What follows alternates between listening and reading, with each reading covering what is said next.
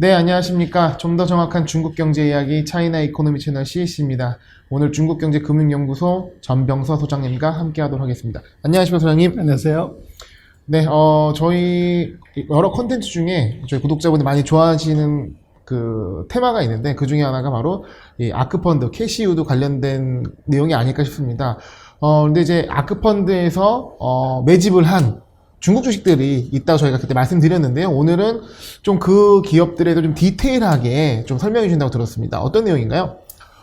그래서 그 돈나무 누님이 네. 계속 사는 주식이 간다 그러는데 아크펀드 캐시우드가 가장 사랑하는 최애 주식이 바이두입니다. 그래서 네. 계속 사고 있고 최근에 놓고 보면 또 핀도도를 세게 사고 있고 네. 그래서 종안보험이라고 그 온라인 보험회사 이 주식을 이제 사고 있습니다. 네. 그래서 그렇게 놓고 보면 근데 그러고 이게 시장에서 주가들이 이제 폭등을 하는 소위 말하는 아크펀드 이펙트가 있는 것 같아요. 네.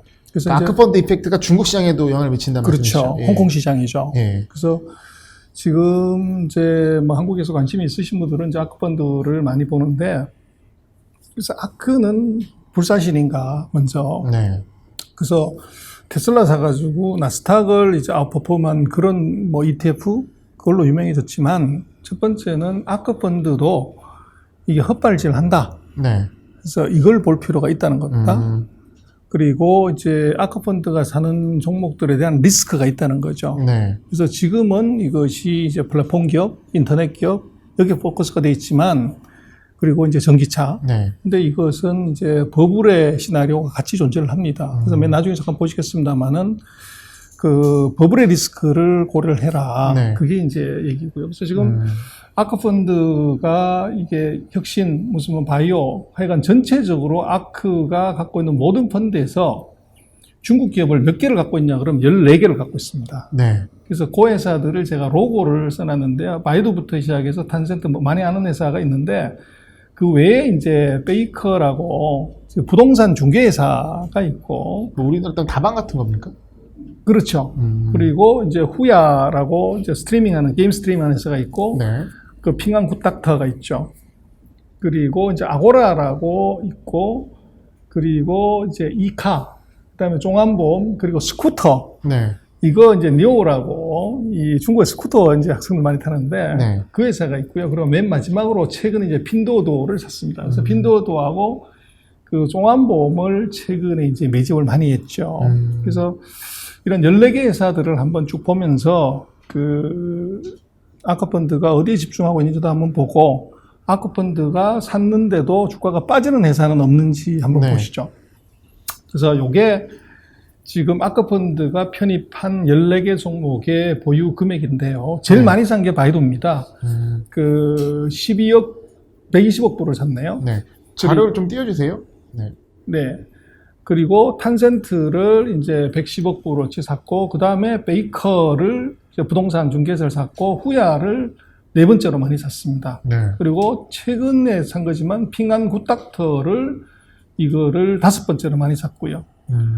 그리고 이제 14번째가 바로 핀도도입니다. 그리고 12번째가 종안보험이라고 JA 온라인이라고 온라인 보험회사죠. 네. 그래서 요 회사를 많이 샀고 그래서 요 14개 회사인데 이걸 한번 잠깐 한번 보시면 바이두 뭐 가장 많은 돈을 들여서 샀고 이 뭐 지난번에 우리가 시리즈로 한 2번에 걸쳐서 바이두 얘기를 했지만은 요 지금 파란 색깔이 이 아크펀드가 그 산 주식의 숫자입니다.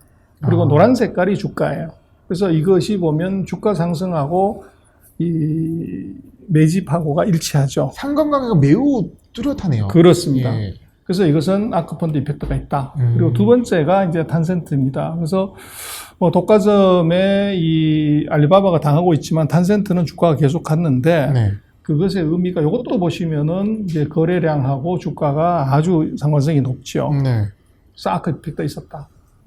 근데 지금 베이커 같은 경우는 네. 이게 이 노란 색깔이 주가고 이제 파란 색깔이 매집인데 매집을 했지만 주가는 별 재미없었다. 옆으로 기었다. 그러니까 뭐 계속 꾸준히 사고 있음에도 불구하고 주가는 뭐 전고점을 돌파하거나 큰 상승을 보이진 않았네요. 그렇죠. 네. 그래서 이 아크가 맞는 통치 불사신 아니다. 그 다음에 이제 후야 같은 경우도 네. 지금 이게 최근에 보면은 비중을 좀 줄였죠. 네. 근데 주가는 폭등했습니다. 아, 비중을 줄였는데 주가는 비중을 줄이면서 오히려 급등을 한. 그렇죠. 이것도 거꾸로 간 거죠. 음. 그래서 다시 한번 말씀드리지만 아크가 전지전능 아니다. 네. 근데 어떻게 보면 그래도 갖고 있는데 주가가 올랐으니까 펀드에서는 좋긴 하겠네요. 뭐 그렇긴 네. 한데 줄였는데 네. 오히려 떴다는 네. 거죠. 그러니까 늘려서 오르는 게 제일 좋은, 그러니까 어떤 펀드 입장에서 잘했다고 볼 수 있는 거고.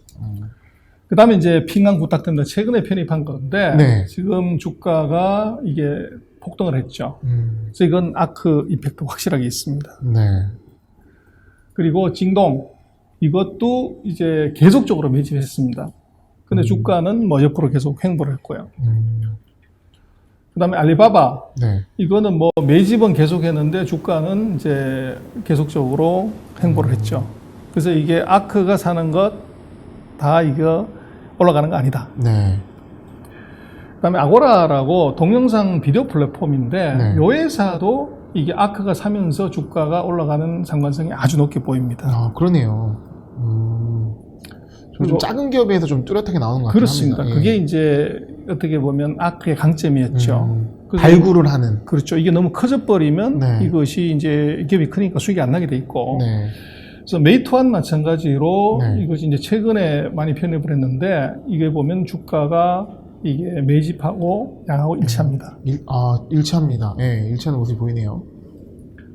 그리고 비아디 요것도 트렌드는 보면 같이 일치하고요. 네. 같이 올라가고 있고.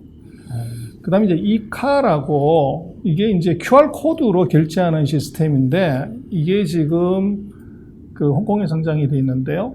요것도 보면 매집하고 그 주가가 거의 뭐 일치합니다. 뚜렷합니다. 이게 좀 작은 기업에서도 그런 것 같은 느낌. 그렇죠. 그 효과가 있는 거죠. 네. 그리고 이제 최근에 아마 홍콩 시장에서 주가가 급등한 종합보험 이게 이 매집하는 것의 그 트렌드하고 네. 주가하고가 거의 일치하죠. 끝에 양봉이 엄청납니다. 예. 그렇습니다. 그래서 결국은 이것이 아크 이펙트가 있는데 방금 네. 말씀하신 것처럼 이 작은 회사 소형주에서는 이게 효과가 굉장히 크지만 네. 이미 대형주가 됐을 때는 방향이 따로 갈 수도 있고 엉터리로 될 수도 있다는 거죠. 네.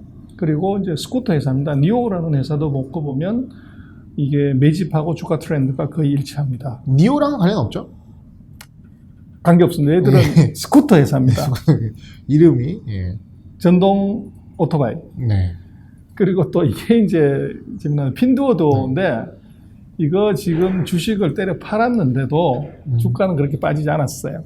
보통 보니까 어쨌든 자금이 유입돼서 그런지 거의 대부분이 물량이 늘어나는 구조였는데 핀도도는 팔았는데 주가가 올라간 모습이네요. 그렇죠. 예. 그리고 다시 지금 핀두오도를 다시 매집하고 있죠. 그래서 올라갔다 내려 다시 올라간 게 한번 왕창 팔았다가 다시 사는 그렇죠.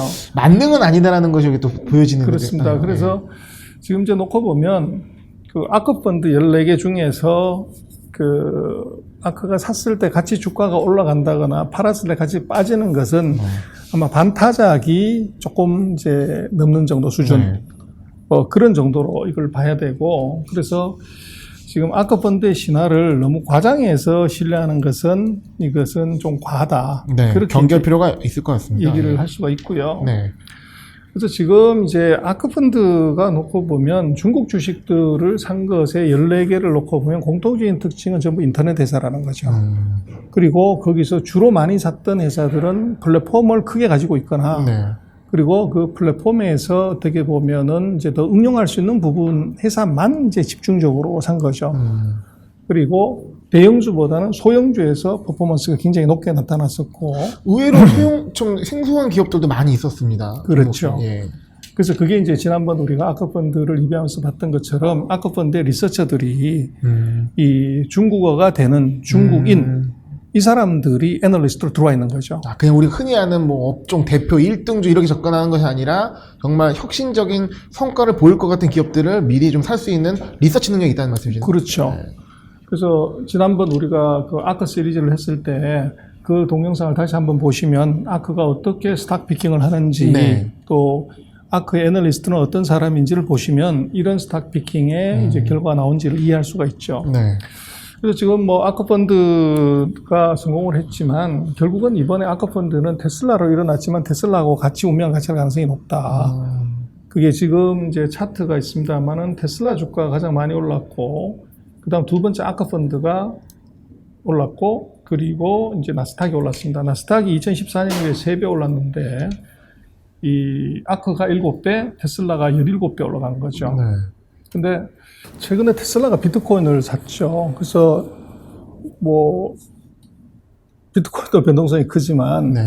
테슬라가 차량 구매도 이제 비트코인을 한다고 하면 이게 팔고 나서 순이익도 이게 매일 변동하는 불상사가 생길 수 있죠. 비트코인의 변동성이 크기 때문에. 네. 근데 어쨌거나 하여간에 지금 그 버블기에 그런 이제 대규모 주가 폭등, 그리고 이제 버블 기업의 대량 양산, 이제 그것이 항상 나타나게 되고, 그래서 지금 이번에 그 비트코인의 주가 상승, 또 테슬라의 주가 상승, 이거 결코 이제 이 예사롭게 볼 수는 없을 것 같아요.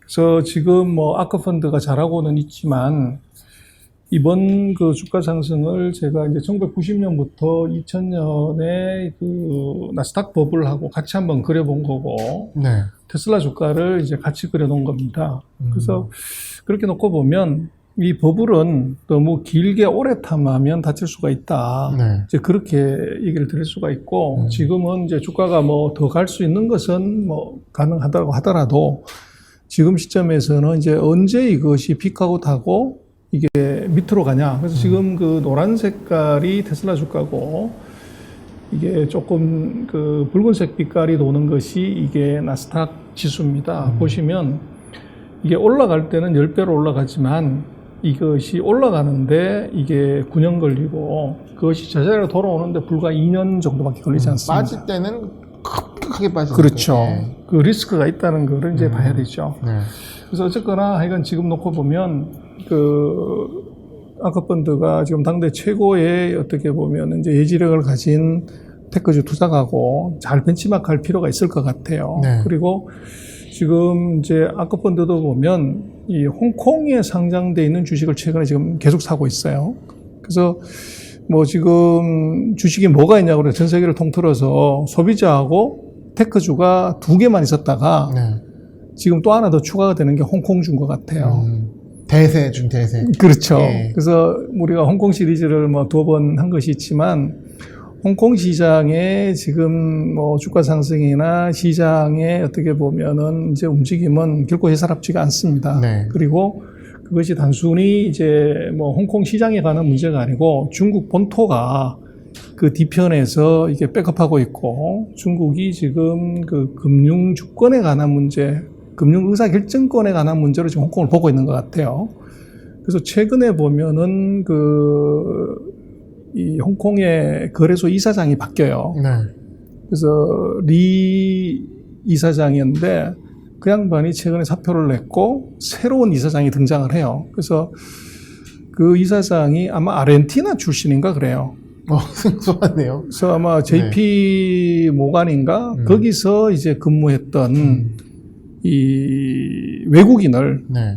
이제 증권거래소 이사장으로 지금 이제 뽑은 거죠. 어떻게 보면 홍콩 거래소 그만큼 중요해졌기 때문에 그거에 맞는 인사가 있다는 말. 그래서 그것의 의미가 보면 네. 중국적이지 않은 시장을 만들겠다. 아. 그리고 지금으로 놓고 보면 홍콩이 이제 미국의 압력 때문에 금융기관들이 이제 뭐 브렉시트처럼 그 홍콩 시트를 할 가능성에 대한 우려가 많았죠. 네. 근데 그런 것들은 이제 그걸 막으려고 하면 결국은 중국적인 사고나 중국적인 생각으로 외국 기관을 설득하는 것보다도 네. 글로벌 IB에서 일했던 사람의 시각으로 이제 제도를 바꾸고 정책을 바꿨을 때 그 떠나려고 하는 이제 외국계 기관들을 잡기가 훨씬 쉽다. 그래서 근본적인 것은 제가 볼 때는 뭐 그 사람이 그런다고 해서 의사결정을 바꿀 건 아니지만 중국 정부의 이 전 세계에 보내주는 시그널이 있다는 거죠. 기관 투자나 외국 투자에게 중요한 시그널이 될 수 있겠네요. 그렇죠. 네. 미국계 IB 출신 네. 이 사람을 이제 이사장으로 앉혔다는 것 자체가 우리가 바뀌었다. 이런 시그널을 굉장히 강하게 주려고 하고 있는 것이 있다는 거예요. 그러면 더 오를 수도 있겠다. 이렇게 생각할 수도 있겠네요. 뭐 그럴 수도 있고, 네. 그래서 근본적으로는 저 홍콩 시장에 관한 것들은 중국이 두 가지 측면에서 하나는 전략적으로 자산 배분을 홍콩으로 이제 하고 있다는 것이고 네. 또 하나는 이제 미국에서 상장 폐지하는 그 자발적이든 뭐 이제 그 정부에서 어떻게 보면 미국 정부에서 당에서든 간에 들어오는 기업들이 대거 홍콩에 대거 상장한다는 거예요. 네. 그리고 홍콩 자체가 아마도 아시아의 빅테크 기업들의 어떻게 보면 큰 저수지가 되는 이런 구조로 간다는 거예요. 그렇게 되면 떠나는 돈이 아니라 오히려 아시아 빅테크를 살리면 홍콩으로 가야 되는 것이고, 그리고 아시아 빅테크가 조금 고평가되어 있다 싶으면 거기에 들어있는 저평가된 중국 기업을 네. 아까 우리 녹화하기 전에 얘기했던 것처럼 커머디티 마켓이 지금 이제 그쪽으로 돈이 붙으려고 하니까 네. 홍콩에 상장되어 있는 이제 비철금속이나 광산, 광물 기업들이 주가가 폭등하는 것이 네. 바로 이제 그 현상인 거죠. 홍콩에 들어와서 빅테크를 살려고 들어왔던 큰 펀드들이 거기서 수익이 엄청나게 난 것을 네. 어떻게 보면 그 안에서 또 다른 이제 테마를 만들어내는 그런 이제 현상이 나타나고 있다는 거죠. 순환매가 돌 수도 있다는 말씀이죠. 그렇습니다. 네, 오늘 아크펀드가 매집했던 중국 주식 14개 종목을 분석하면서 뭐 이게 뭐 그 마이닷의 손? 그건 아니지만 어쨌든 우리가 참고할 부분이 있고, 그리고 현재 어떻게 보면 테슬라가 비트코인까지 품어서 변동성이 커지는 상황에서 버블에 취하지 않고 경계심을 높일 필요가 있다라고 얘기해 주셨습니다. 소장님 오늘 말씀 감사합니다. 네, 고맙습니다.